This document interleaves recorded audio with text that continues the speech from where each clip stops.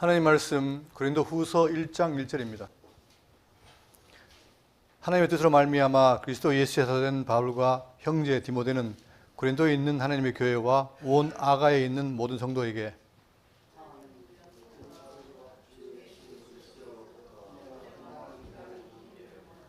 찬송하리로다. 그는 우리 주 예수 그리스도의 하나님이시요 자비의 아버지시요 모든 위로의 하나님이시며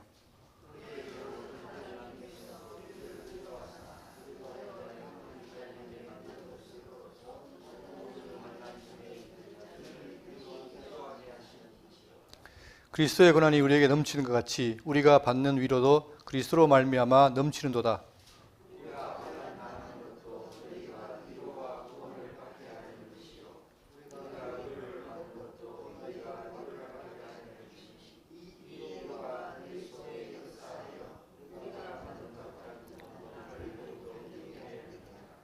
너희를 위한 우리의 소망이 견고함은 너희가 고난에 참여하는 자 된 것 같이 위로에도 그러할 줄 알미라.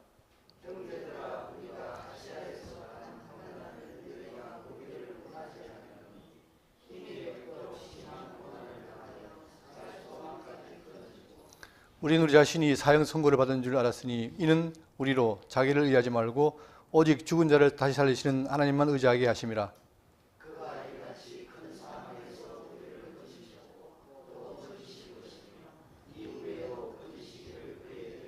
다 같이요.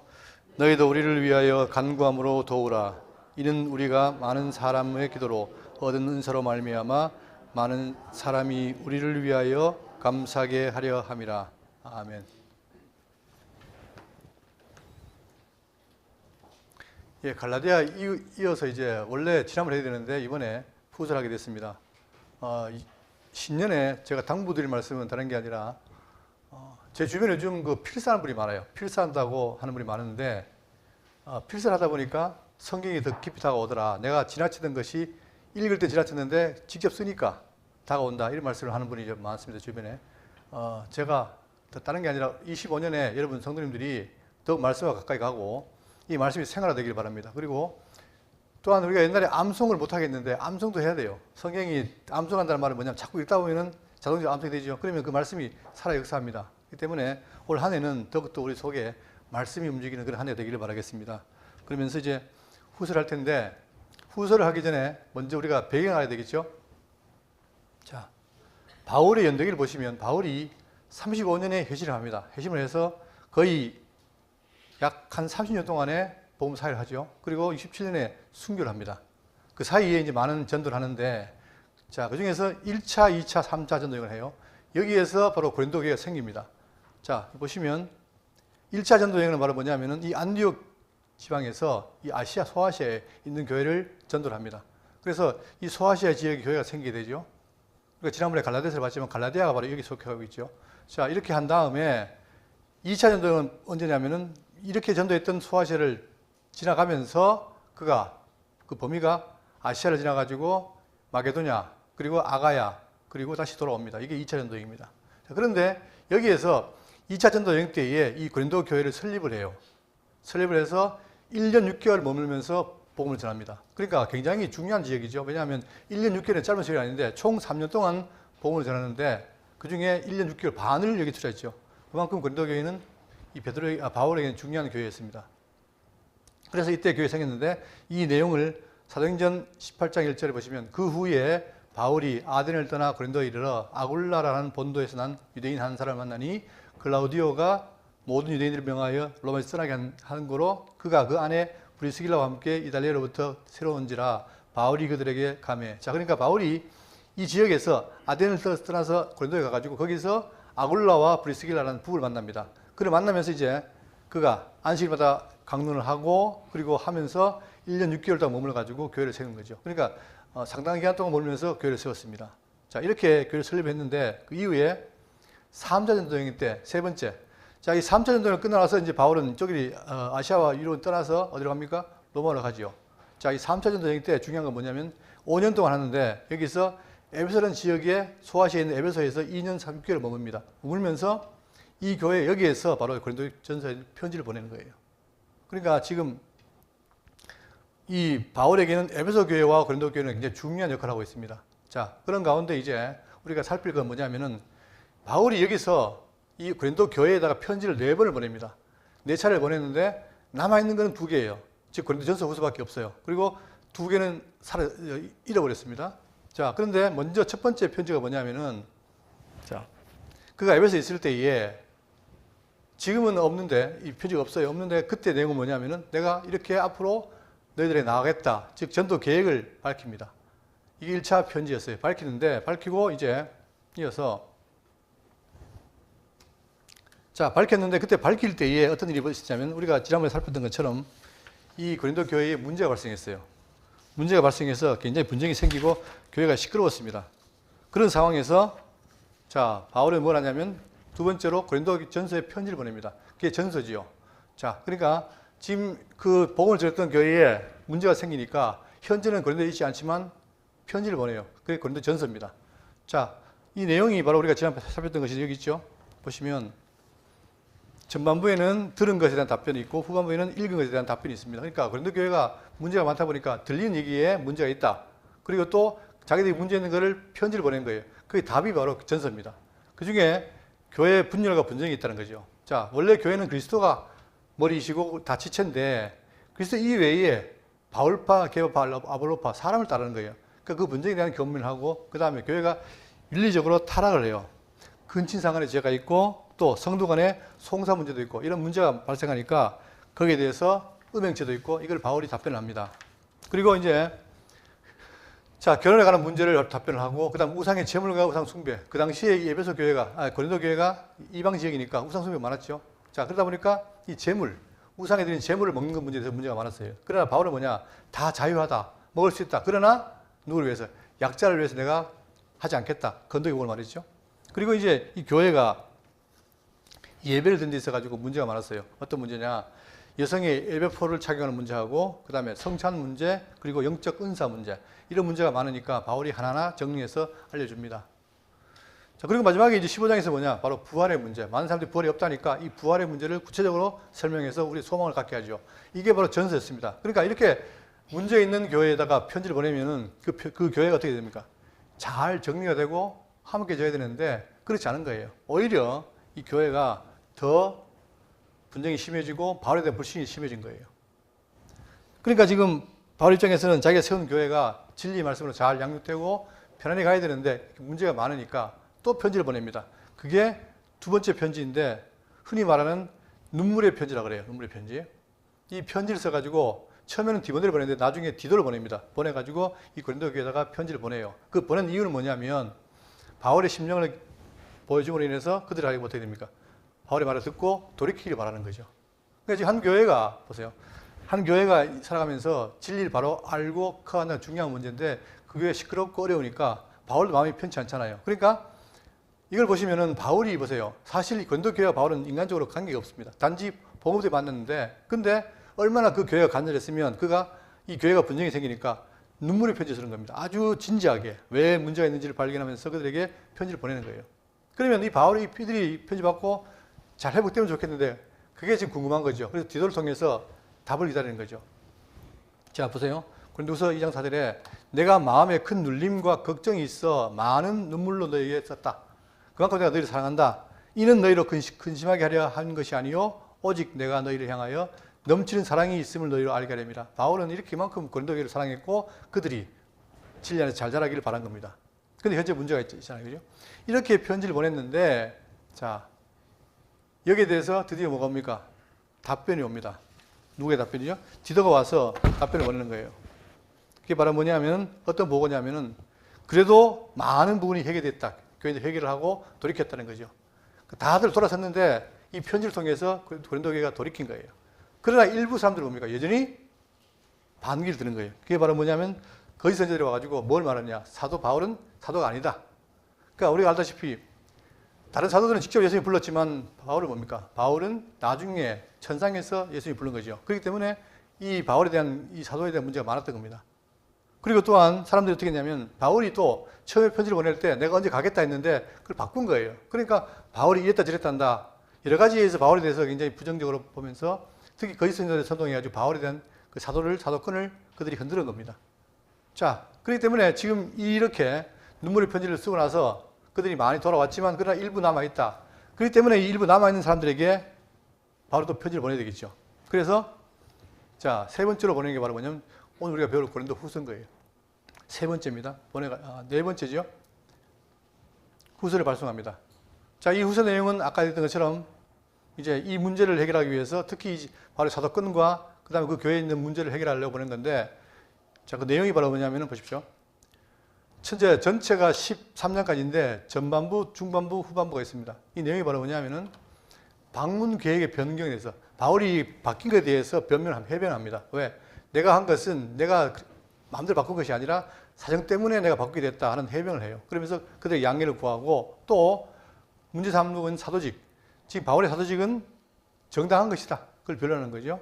그리고 나는 화목해하는 직무로서 사도직이 있다는 사실을 말하고 있습니다. 그러니까 지금 바울 입장에서는 뭐냐, 많은 사람들이 사도권을 지금 부정하니까 바울이 힘든 거예요. 그러니까 여기에 대해서 바울은 자기 입장을 정당하게 변호하고, 그 다음에 그 교회가 또 고린도 교회가 예루살렘 교회를 위한 연보에 대해서 권면합니다. 8장 9장에서. 그리고 나머지는 뭐냐면 사도권 변호를 위한 부득이한 자랑을 합니다. 자, 내가 자랑할 게 있다. 누구보다가 다른 거짓됨보다 내가 자랑할 게 있다. 그러나 내가 3차 방문한 것은 뭐냐, 그들을 지형적으로 경고하고 그들이 잘못된 것을 내가 밝혔다. 그 내용을 말하고 있습니다. 그러니까 중요한 걸 말하면 뭐냐, 이 고린도 후서에는 바울의 사도권을 분명히 변호하고 하는 내용이 담겨 있습니다. 자, 그렇게 해서 이렇게 편지를 보낸 다음에 앞으로, 자, 이거 보십시오. 여기서 이제 고린도 교회를 3차로 방문하죠. 그러니까 지금 1차, 2차, 3차 방문하는데 3차 방문을 함께 하게 됩니다. 이것은 후서를 쓴 이후에 3차를 방문해서 그들에게 이제 한 번 더 평안을 구한 다음에 그가 어떻게 되냐. 이 3차 방문 때에 여기에서 고린도 교회에서 어디로? 로마서에 편지를 씁니다. 그리고 마지막으로 이제 돌아와서 예루살렘을 가가지고 거기서 로마로 향하게 되죠. 이렇게 해서 이제 바울은 자기의 사역을 감당하게 되는데, 그 중에 이 마게도냐에 있는 아가야에 있는 고린도 교회는 중요한 역할을 했다. 그렇기 때문에 이 교회가 분쟁이 있으니까 이 바울 입장에서는 그들을 말씀을 잘 증거해서 화목하게 하고 위로하는 것이 목적이라는 사실입니다. 자, 그럼 이제 본문을 보겠습니다. 1장 1절입니다. 하나님의 뜻으로 말미암아 그리스도 예수의 사도된 바울과 형제 디모데는 고린도에 있는 하나님의 교회와 또 온 아가야에 있는 모든 성도에게, 자, 아까도 얘기했지만 바울이 사도라는 것에 대해서 문제가 많았어요. 많이 지금 지적하고 있잖아요. 그러면 왜 그러냐면 우리가 살펴봤던 것처럼 마가복음 3장 14절 보시면 이에 12를 세우셨으니 이는 자기와 함께 있게 하시고 또 보내사 전도도 하며 귀신을 내쫓는 권능도 가지게 하려 하심이라. 이게 사도의 특권인데 직접 함께 있어가지고 함께 있을 때 부른 자들 아닙니까? 그래갖고 능력도 주고 복음을 전하게 한 자들이 바로 사도인데, 이 12를 세우셨으니 시몬에게는 베드로라 이름을 나타하였고 세베대의 아들 야고보와 야고보 형제 요한이니 이 둘에게는 보아너게 곧 우리의 아들이란 이름을 더하였으며 또 안드레와 빌립과 바돌로메와 마테와 도마와 알페오의 아들 야고보와 및 다데오와 가나안의 시몬이며 또 가룟 유다니 이는 예수를 판 자라라. 그러니까 12명을 직접 세우신 거예요. 그러니까 지금 12명을 세웠기 때문에 이 외에는 사도가 있습니까? 없습니까? 없는 거예요. 그러니까 사람들 이걸 알잖아요. 자, 그런데 지금 어떻게 되냐. 바울은 어떻게 되냐면 사도행전 9장 15절에 주께서 이르시되 가라. 이 사람은 내 이름을 이방인과 임금들과 이스라엘에게 전하기 위하여 내가 택한 나의 그릇이다. 사람들이 안 볼 때 예수님과 바울이 둘이 있을 때 그때 지명한 거예요. 내가 택한 나의 그릇이다. 그게 사람들은 모르잖아요. 모르기 때문에 공식적으로 과연 바울이 사도냐 여기에 대한 문제가 있는 거예요. 그러나 바울은 편지마다 어떻게 됩니까? 내가 뭐다? 그리스도 예수의 사도된 바울이다. 직접 부름받았다. 그거죠. 그리고 여기서 이제 나중에 가룟 유다가 결국은 예수님 팔고 죽음으로 누구 세웁니까? 마태아를 세우죠. 자, 그러니까 이 남들 사도도 전통이 있는데 거기에 바울은 끼지 않으니까 많은 시비를 받았다는 사실이죠. 그러나 바울은 하는 곳마다 자기가 사도임을 증거하고 있습니다. 그리고 자기를 가리키게 말하기를 나는 지극히 크다는 사도들보다도 부족한 것이 조금도 없는 줄로 생각한다. 전혀 부족하지 않다라고 자기 스스로를 말하고 있습니다. 이렇게 나는 하나님 뜻으로 말미암아 사도가 됐다. 자, 바울과 형제 디모데는, 자, 디모데를 밝히고 있습니다. 이 디모데는 중요한 역할을 해요. 지금 디모데 에베소에 또 파송했고 또한 고린도 교회에도 편지를 보냈고 그 역할을 하는 게 디모데인데, 이 디모데가 누구냐? 자, 바울이 더베와 루스드라에도 이름에 거기 디모데라는 사람이 있으니 어머니는 유리게 믿는 유대 여자요 아버지는 헬라인이라. 자, 디모데는 루스드라와 이고니에 있는 형제들에게 칭찬받는 자다. 자, 복음을 듣고 칭찬받는 자가 바로 디모데였습니다. 그런데 왜 이게 중요하냐면은, 자, 많은 사람들이 복음을 듣고 있었지만, 그러나 바울에게 도움된 자는 많지 않았어요. 자, 빌립보장 19절에 내가 디모데를 속히 너에게 보내기를 주 안에서 바람은 너희의 사정을 알므로 안위를 받으려 함이니 이는 뜻을 같이하여 너희 사정을 진실히 생각할 자가 이밖에 내게 없습니다. 그만큼 많은 사람이 있지만 뜻을 같이 할 자가 그렇게 없다는 거예요. 그러니까 바울 입장에서는 디모데를 보내도 충분하겠다. 그래서 이 고린도 교회 문제 있는 교회에 디모데를 보낸 겁니다. 있는 하나님의 교회와 온 아가에 있는 모든 성도에게. 자, 누구의 편지를 보내느냐? 여기 보세요. 여기가 아시아고 여기가 이제 헬라 반도인데, 헬라 반도가 로마가 다스릴 때 마게도냐와 아가야가 있어요. 이 지역입니다. 마게도냐 지역과 아가야가 있는데 여기에 고린도 교회가 아가야에 있습니다. 여기에 있는 누구? 바로 하나님의 교회와 온 아가야에 있는 모든 성도에게. 그러니까 이 고린도 전서 후서는 뭐냐면 여기에 있는 교회입니다. 교회. 하나님의 교회가 있다는 거예요. 교회와 누구에게? 아가야에 있는 모든 성도에게 보낸다. 한 지역이 아니라 전체에 있는 성도에게 보낸다. 그걸 말하고 있습니다. 그러니까 지금 복음을 듣고 있는 그 지역마다 교회가 생겼는데 그 교회가 편치가 않는 거예요. 다 어려움이 있는 거예요. 그러니까 그들에게 편지를 보내서 위로하고 또한 하회와 협력하기 위해서 보내는 편지라는 사실입니다. 성도에게 하나님 우리 아버지와. 자, 여기서 또 성도라는 말을 하죠. 여러분, 우리가 이 성도라는 말을 제가 강조드리지만 이 성도라는 말에 대해서 깊이 생각할 필요가 있습니다. 왜냐하면 이 성도라는 말은 헬라어로 하기오스입니다. 그리고 영어로는 세인츠, 거룩하다는 얘기죠. 그러면 우리가 알다시피 아담이 타락한 이후에 다 뭡니까? 사람들은 죄인으로 다 타락을 했어요. 다시 말하면 거룩할 수가 없는 존재였습니다. 악한 존재였어요. 그런데 하나님께서는 뭐냐? 바로 1, 2시즌에 아담에게도 복을 줬고 아브라함에게 복을 줘서 그들에게 복을 준 자들에게 어떻게 됩니까? 비록 그들이 악해도 살려서 어떻게 됩니까? 그렇게 하시겠다는 거예요. 그렇게 하겠다는 거죠. 그래서 자, 신명기 7장 6절 보시면 나는 너 여호와 너의 하나님의 성민이라. 나는 여호와 내 하나님의 성민이다. 성민이 뭡니까? 거룩한 백성이라는 거예요. 내 하나님께서 지상 중에서 너를 자기 기업의 백성으로 택하셨다. 그러니까 다들 죄인이었지만 그러나 택한 백성만 어떻게 불러가지고 어떻게 합니까? 거룩한 백성으로 만들겠다는 사실이에요. 자, 또 10편을 보시면 그는 어느 민족에게도 이와 같이 행하지 아니하였으나니 그들은 그의 법도를 알지 못하였도다. 다른 백성들은 아무 모르는데 택한 백성, 사랑하는 백성에게 뭡니까? 법도를 줘서 그들을 하여금 하나님을 따르겠다는 거예요. 자, 그러니까 구약에도 자, 성민, 거룩한 백성이 있었던 것처럼 신약에도 뭐가 있냐면 바로 많은 사람들 가운데 뭐가 있습니까? 택한 백성이 있다는 거예요. 거룩한 백성. 자, 베드로전서 2장 9절. 그러나 너희는 택하신 족속이요 왕 같은 제장들이요 거룩한 나라요 그의 소유가 된 백성이니. 이게 그냥 단어상으로 중요한 게 아니라 지금 보세요. 다들 지금 악한 상태에서 그 사단의 종이란 말입니다. 그런데 그 가운데 너희는 뭐다? 택했다. 하나님께서 택해서 사랑했다는 거예요. 족속이요 왕 같은 제장들이요 거룩한 나라라는 거죠. 그게 누굽니까? 바로 성도라는 거예요. 그러니까 이제 정말 자격이 없고 볼품이 없지만 그러나 그런 죄인들을 어떻게 했다? 불러서 거룩한 백성을 만드신 거예요, 우리를. 그러니까 여러분과 제가 뭡니까? 예수 그리스도 믿고 그의 백성이 있다면 뭡니까? 우리가 거룩한 성도라는 거예요, 성도. 그러니까 이 성도라는 말 자체에 대해서 깊이 생각하시고 아, 내가 거룩한가? 돌아보고 그렇기 때문에 성도의 삶은 어떻게 됩니까? 과거의 죄인의 삶이 아니라 성도의 삶으로 나아가야 되잖아요. 이게 우리가 지금 앞으로 할 일이란 말입니다. 그의 소유된 백성이니 이는 너희를 어두운 데서 불러내요. 자, 과거에 우리가 어두운 가운데 있잖아요. 어두운 가운데. 죄 가운데 있단 말입니다. 그런데 그게 불러내어서 어디에 들어왔다? 귀한 빛에 들어가겠다. 이제는 뭡니까? 어둠이 아니라 빛 가운데 있는 거예요. 예수 그리스도를 믿음으로 말하면 우리가 빛 가운데 있고 빛 가운데 있기 때문에 뭘 합니까? 성도란단 말입니다.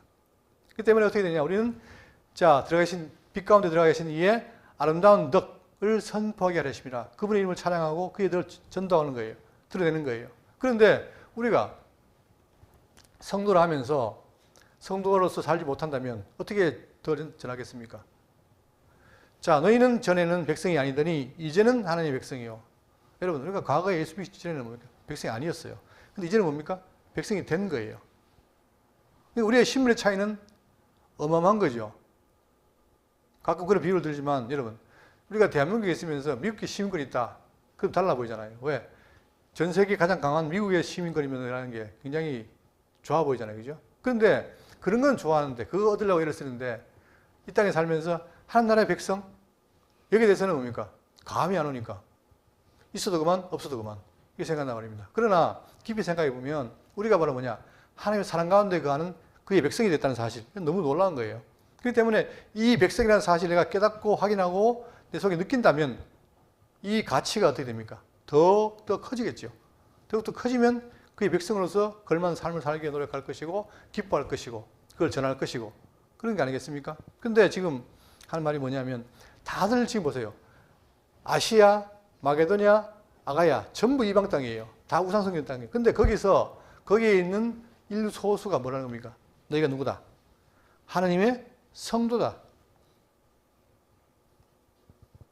자, 그러면 이 성도라는 것도 뭡니까? 자기가 스스로 그 성도에 대한 가치를 알 때 자부심이 있는 거예요. 그러니까. 여러분, 올해도 우리가 대구 장로교 성도님들이 정말 성도라는 말에 대해서 깊이 생각하시고 내가 정말 성도라면 그 가치가 얼마인가를 깊이 생각하시고 그죠? 느끼고 기뻐하시고 또한 그 걸맞는 삶을 사시기를 바라겠습니다. 자, 그러면서 이제 2절입니다.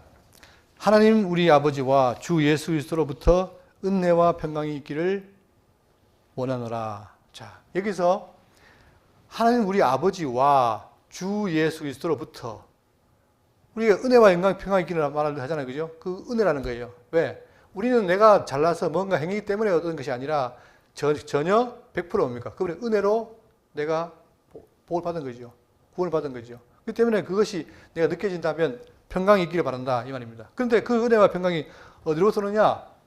하나님 우리 아버지와 그 다음에 주 예수 그리스도로부터 이렇게 말해요.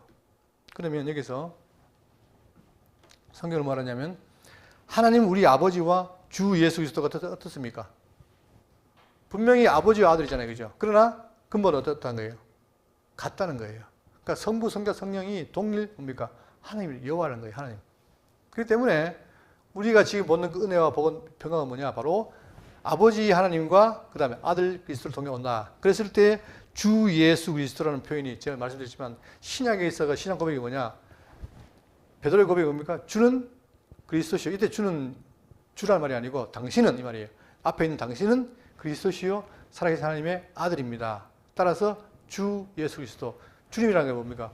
바로 구약에 하나님이 되는 아도나이 그것을 큐리오스로 했잖아요. 그죠? 그러니까 지금 예수님이 바로 뭐냐? 이 땅에 인간을 몸입고 왔지만 그분이 뭐라는 거예요? 주님이라는 거예요. 하나님이라는 거예요. 예? 그러니까 지금 요한일서를 배우고 있지만 시작했지만 요한일서가 뭘 말하느냐? 그 영주자들은 뭘 말하느냐면 영이신 분이 육체될 수 없다는 거예요. 그런데 성경은 뭡니까? 말씀이 육신이 되어 왔다 하잖아요. 그렇기 때문에 지금 우리가 믿고 있는 예수님이 바로 뭐냐? 그분이 인간으로 왔지만 인간이 아니라 근본은 뭐다? 하나님이시다. 근데 그 하나님이 예수님과 함께 있다는 사실이에요. 별로 떨어지는 게 아니라. 그렇기 때문에 우리의 복이 뭐냐? 근데 여기서 설명하기를 보세요. 갈라디아서 4절에 때가 참에 하나님이 그 아들을 보내사. 자, 하나님이 아들을 보내는 게 뭐냐? 때가 됐다는 거예요. 다시 말하면 구약이 뭐였습니까? 구약 성경에서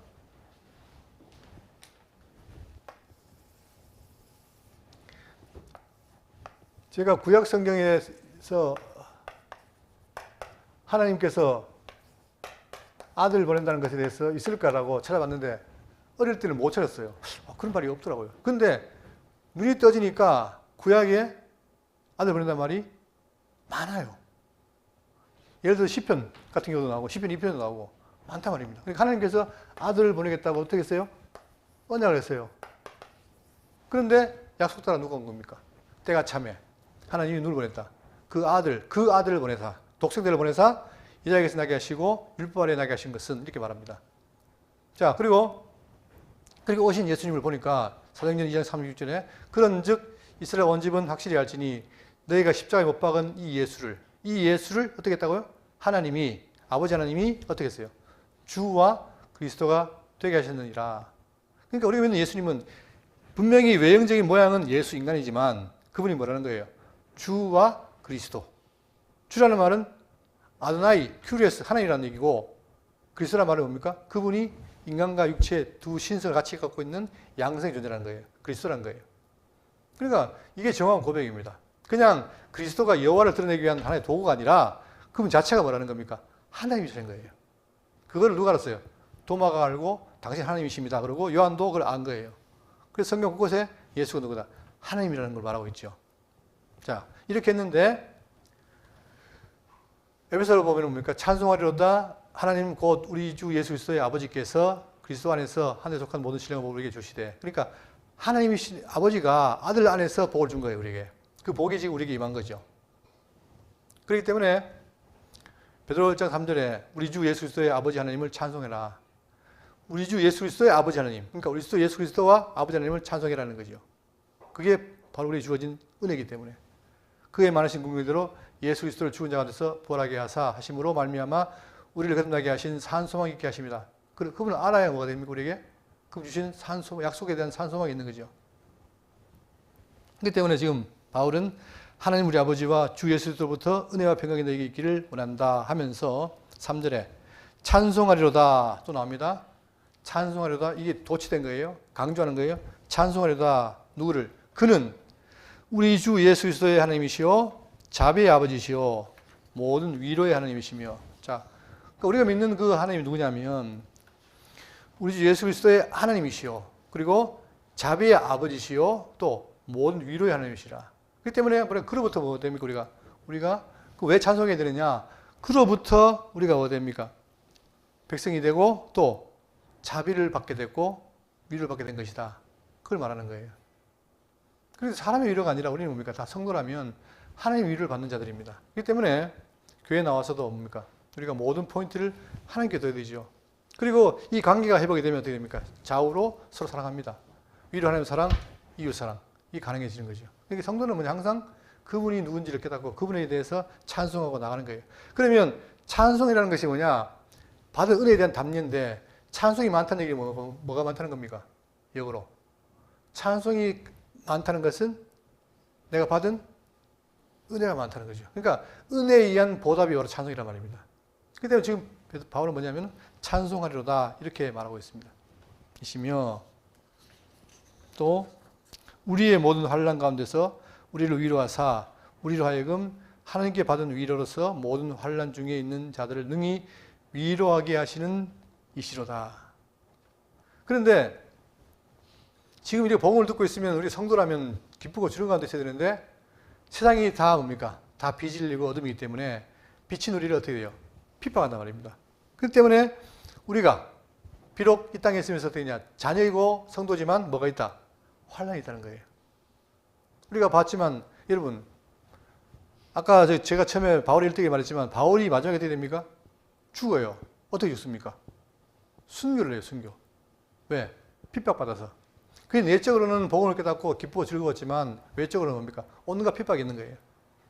40에 가면 하나의 배를 3번 맞고 가는 곳마다 핍박을 당하고 바로 그런 고난이 있단 말입니다. 그런데 고난이 있다면 어떻게 됩니까? 우리는 고난의 끝이 아니라 고난 가운데 뭐가 있다? 고난 가운데 위로가 있어요. 위로. 이게 우리에게 소망이 되는 거죠. 성도에는 뭐냐? 아무리 환난이 와도 뭐가 있다는 겁니까? 그 있다는 위로가 있다는 거예요. 그러니까 우리를 위로하사 우리로 하여금 하나님께 받은 위로로서 모든 환난 중에 있는 자들을 능히 위로하게 하신다. 그러니까 우리가 그 위로를 받고 또한 옆에 있는 자들을 위로하고 그렇게 해서 다 같이 받는다는 사실입니다. 바로 그에게 찬송하라는 거예요. 여러분, 우리가 지금 현 시국이 복잡하잖아요. 지금 이 일종의 트라우마 걸린 사람이 많답니다. 매일 잠을 못 잔다든가. 왜? 이 현실 때문에. 그럴 때 저 목사님 저도 그래요. 근데 우리에게 궁극적인 뭐가 있습니까? 우리를 위로할 자가 있잖아요. 비록 어려운 것도 있다도 주님이 있기 때문에 그 위로를 받는 우리는 감사한 거예요.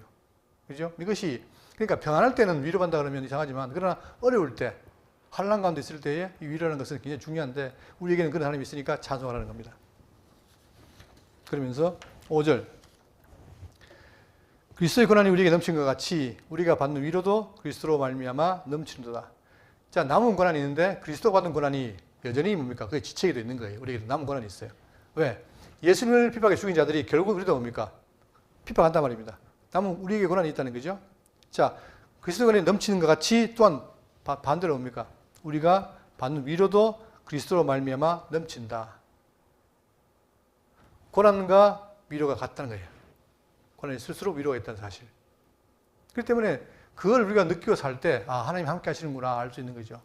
그냥 우리가 늘 고난 가운데 있다면, 위로가 없다면 어떻게 됩니까? 견딜 수가 없는 거예요. 그러나 우리에게는 뭡니까? 환난 가운데도 바로 그분의 위로가 있다는 사실을 말하면서 6절 우리가 환난 당하는 것도 너희의 위로와 구원을 받게 하려는 것이요 우리가 위로를 받는 것도 너희가 위로를 받게 하려는 것이니 이 위로가 너희 속에 역사하여 우리가 받는 것 같은 고난을 너희도 견디게 하느니라. 그러니까 지금 같이 복음 안에 있다 보니까 바울도 고난을 받고 또한 아울러서 복음을 갖고 있는 그 교회도 있기 때문에, 그죠? 환난 당하는 것도 위로받는 것도 함께, 그래서 다 구원받게 하신다. 그것을 말하고 있습니다. 그러면서 7절 너희를 위한 소망, 우리의 소망이 견고함은 너희가 고난에 참여하는 자가 된 같이 위로에도 그러할 줄 압니다. 계속해서 바로 소망 있는 것은 뭡니까? 고난 가운데 뭐가 있다? 위로가 있다. 그것을 지금 말해주고 있는 거죠. 그러니까 지금 이 고린도 교회가 내적으로도 문제가 있지만 외적으로도 많은 고난이 있어요. 특히 여기 뭐가 있습니까? 자, 바울이 복음을 세워서 전해서 세우는 교회마다 뭐가 있습니까? 그게 거짓 선생이 있는 거예요. 거짓 선생들이 가서 자꾸 그들을 핍박하고 힘들게 하는 거죠. 그럴 때에 거기에 뭐가 있다? 바로 위로가 있다는 사실을 말해주고 있습니다. 자, 8절 형제들아, 자, 이 형제는 진리 안에서 형제죠. 형제들아, 우리가 아시아에서 당한 환난을 너희가 모르기를 원하지 아니하노니 힘에 겹도록 심한 고난을 당하여 사할 소망까지 끊어지고. 자, 지금 바울이 아시아인 형제들에게 고난을 말하고 있습니다. 아시아에 당한 고난이 뭐냐, 환난이 뭐냐면, 자, 이 아시아라는 말은 주로 에베소입니다. 에베소. 그러니까 아까 봤지만 소아시아 쪽이죠. 그래서 당한 고난이 뭐냐면 대표적인 예로 사도행전에 보시면 데메드리오라는 은장색이 있어요. 이게 에베소에 있는 지역에 있는 곳인데 이 은장색이 뭡니까? 즉 아데미 신사를 만들어가지고 파는 사람들이에요. 그러니까 우상을 섬기면서 신사를 팔아가지고 돈을 버는 사람들인데, 자, 뭐라 그랬어요? 바울이 그들에게 가가지고 그들은 신사를 팔아야 돈을 버는데 바울이 초를 친 거예요. 뭐라고? 사람의 손으로 만든 것은 신들이 아니라 했어요. 여러분, 우리나라도 지금 굉장히 그 미신이 많잖아요. 그죠? 이번에 제가 무당 얘기를 듣고 좀 놀랐는데 그만큼 이 잘 나가나 못 나가나 이 종교의 의존이 많구나. 특히 그 미신에, 특히 무당을 많이 찾는구나. 예? 제가 알게 됐는데, 심지어는 그 지방 화폐를 발행하면서 그 화폐 쓰는 곳에도 무당 점집이 가는 것도 허용한다고 되어 있대요. 그래? 그만큼 뭡니까? 이 점집이 많이 간다는 거예요. 그런데 사람들은 그걸 보고 의존하고 자기 부적도 붙이고, 저도 집에 가다 보면은 이렇게 몇 층에 가면은 부적 붙여놔요. 그럼 그런 것들이 뭡니까? 다 중요하게 생각하잖아요. 하나님 모르는 사람들은. 근데 이제 바울이 어떻게 했느냐? 사람 손으로 만든 것은 신이 아니라 이렇게 하니까 그들은 밥벌이도 떨어지고 그들 신앙이 흔들리는 거예요. 그러니까 핍박하는 거예요, 이게. 그러니까 바울은 이런 핍박을 많이 받았잖아요. 고난을 받고. 그죠? 죽인다 하고. 그러나 굴하지 않고 복음을 전한 거예요. 심지어는 그 표현하기를 에베소에서 맹수와 더불어 싸웠다. 이렇게 표현해요. 그만큼 지금 바울은 환난을 많이 겪은 거예요. 근데 너희가 모르기를 원치 않는다 하는 말은 뭐냐면 그만큼 예수를 믿으면 기쁨도 있지만 아울러 뭐가 온다? 핍박이 온다는 거예요. 그러니까 참 우리가 대한민국에 살면서 지금 이 시대에 산다는 게 복입니다. 우리가 지금 특별한 전쟁이 있습니까? 그죠? 6.25 전쟁 이유는 없잖아요. 그만큼 우리가 지금 복음을 믿을 때 편하게 믿는데 이 당시에는 뭐냐? 예수 믿으면 죽인다고 할 정도로 그렇게 많은 환난이 있단 말입니다. 그래서 바울도 그랬고. 자, 그런데 이 환난을 너희가 모르기를 원치 않는다. 힘에 겹도록 심한 고난을 당하여 사할 소망까지 끊었다. 그만큼 우리가 이 핍박을 받았는데 이게 다 복음 때문이다. 그러나 이랬을 때 어떻게 되냐? 고백이 9절. 우리는 우리 자신이 사형 선고를 받은 줄 알았으니 얼마나 고난이 심했으면 사형 선고를 받았다고 생각했다. 이는 우리로. 자, 그러면 이 어려운 가운데 있을 때 어떻게 되냐? 우리로 자기를 의지하지 않고 말고 오직 죽은 자를 다시 살리시는 하나님은 의지하게 하십니다. 이렇게 고난 오는 것이 뭐냐? 우리에게 소망이 있는데 그건 뭐냐면 바로 어떻게 돼요? 자기를 의지하지 말고. 근데 사람들은 뭡니까? 어려움을 당하면 자기를 의지하거나 더 힘 있는 걸 의지하지만, 그러나 자, 오직 죽은 자를 살리시는 하나님 의지하게 하려 하심이라. 여기에 대해서 신명기 32장 39절에 이제는 나 곧 내가 그인 줄 알라. 나 외에는 신이 없도다. 자, 성경은 뭘 말하냐면 우리가 믿는 신은 누구냐면은 우상처럼 아무도 못하는 신이 아니라 뭐예요? 자, 유일신인데 나 외에는 신이 없도다. 나는 죽이기도 하고 살리기도 하며 상하게도 하며 낫게도 하나니 내 손에서 능히 빼앗을 자가 없다. 환난 가운데 우리가 의지한 자가 누굽니까? 이런 신이라는 거예요. 죽이기도 하고 살리기도 하고 전능자라는 거죠. 자, 사무엘상 2장 6절에 여호와는 죽이기도 하시고 살리기도 하시며 수월에게 내리기도 하시고 거기에서 올리기도 하신도다. 이게 이제 우리가 실감이 돼야 되는데 말로만 그런 게 아니라, 그러니까 우리가 믿는 하나님은 뭐예요? 살아계시고 우주만을 지으시고 살아계신 분으로서 뭐냐? 그런 능력이 있다는 거예요. 내가 그런 하나님께 의지하니까 비록 환난이 와도 굴하지 않는다. 능히 이긴다 이거죠. 그래서 마태복음도 10장 28절에 몸은 죽여도 영혼은 능히 죽이지 못하는 자들을 두려워하지 말고, 세상에는 뭡니까? 우리 핍박한 자들은 뭐예요? 몸은 죽일 수 있어요. 그러나 영혼은 못 죽이잖아요. 근데 우리가 믿는 하나님이 뭐예요? 몸도 죽이고 영혼도 죽이는 능력자란 말입니다. 죽이기도 하고 살리기도 하시는 분. 자, 로마서 4장 17절에 기록된 바 내가 너를 많은 민족의 조상으로 세웠다 하심과 같이 그가 믿은 바 하나님은 죽은 자를 살리시며 없는 것을 있는 것으로 부르시는 이시니라. 그렇기 때문에 지금 바울의 마음은 뭐냐? 비록 현실적으로 환난이 있고 어려움이 있고 하지만 그러나 나는 뭐다? 나를 의지하는 것도 아니고 오직 하나님을 의지하는데 그 하나님이 누구다? 죽은 자를 살리시는 능력이 있는 분이다. 그거예요. 그렇기 때문에 우리가 이 환난 가운데 있다 하더라도 그분만 있지 않으면, 놓지 않으면 우리는 뭡니까? 안전한 것이죠. 거기에 바로 평강과 위로가 있는 거라는 것이죠.